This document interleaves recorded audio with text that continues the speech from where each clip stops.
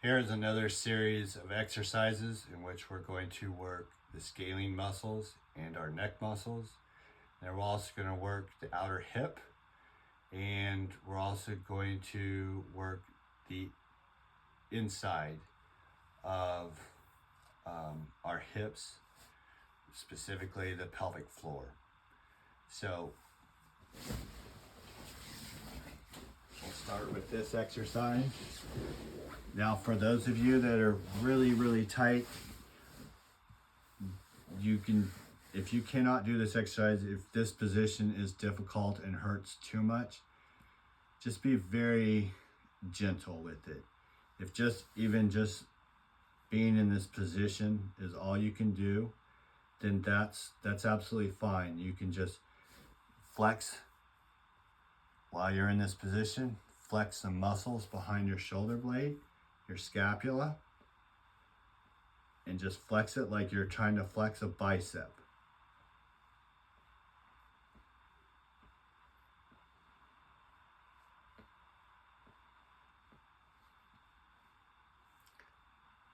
And then you can also hold it.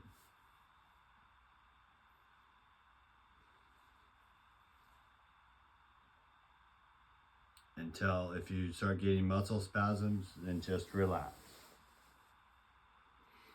Whatever you need to do to get the tension, you have to sit up like this to get tension off of that muscle. That is very important. We're going to put tension on these muscles, but then they have to completely relax. Right, so another part of this position, you can put your thumb underneath your ear, and then you can take your head and gently push it into its range of motion, and you're going to get a stretch along here. And then even when you're in this position right here, you can push your elbows into the bed and flex another part of your scapula. So many of these exercises are about getting these scapular muscles to start firing individually on their own. There's so many layers. It is an extremely complex area of muscles. And most of us, it's frozen into one big clump. And so it doesn't move freely like it should. And there's a lot of instability in there. So we are trying to hit whatever positions that we can get our scapula muscles into and flex those and try to get them to start firing and then relaxing. So also in this position, we're going to move down the body, and we're going to do leg lifts. I'm going to scoot up here. So we're going to do the scissor lift right here. This is normal. Everybody knows about this. But in this position, start flexing your ankle and rotating your ankle. Any position. And what that's going to do is going to really isolate these muscles down here so that only they're holding up the leg instead of your rest of your leg tensing up and compensating to hold that. It's going to truly isolate these hip muscles around here. This is going to start helping your SI. It's going to start stabilizing your hip on the outside as we've been working on the pelvic region. So we're working on the whole thing. This is also going to work on the muscles coming up our low back.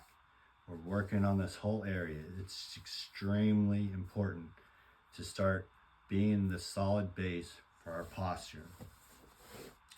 So you're going to lift it just as far as you can, and then you can have tons of muscle spasms. This is still one of the most difficult exercises for me. So I start lowering my leg down, bending my knee, keep rotating that ankle. And if you're not getting any spasms, then you can start pushing back and just keep rotating that ankle. You might even get some referring spasms to the other hip because you're trying to, this one's weak, and so this one is tightening up because it's used to taking the load for this weak hip. So you're going to get a transfer of spasms and tension, which that really shows that this is the weak hip, and this is definitely my weak hip. And then you're going to work your other side. This is definitely can be one of the most difficult and painful of all the exercises. The last exercise,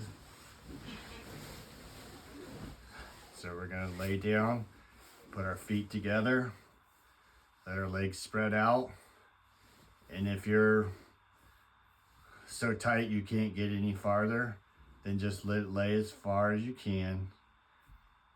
You know, give it a couple minutes, 5 minutes, however long you want, and then just make sure and fold your legs up and lay it down. And even if you just give yourself 20 or 30 seconds and you keep doing this, you're going to extend your range of motion a little bit more at each time. But while you're in this exposed position, this is a great way to really start working on this pelvic tilt where you're pushing your hips into the bed and really starting to activate not only these muscles, but your lower back muscles as well.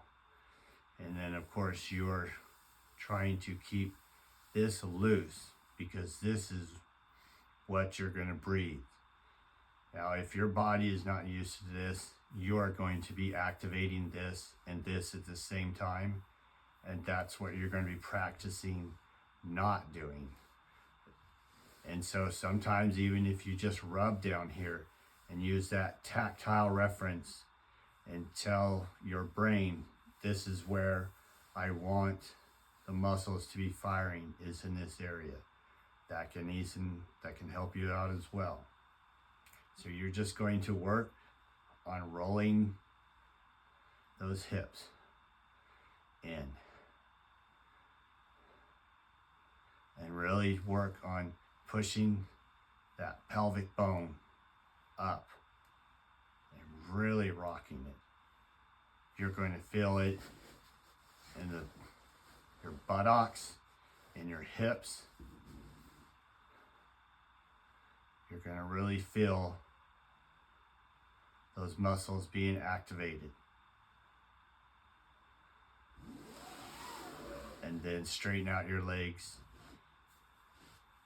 And if you want to relieve some pressure in your knees or in those hips, you can also do this as well to let them relax.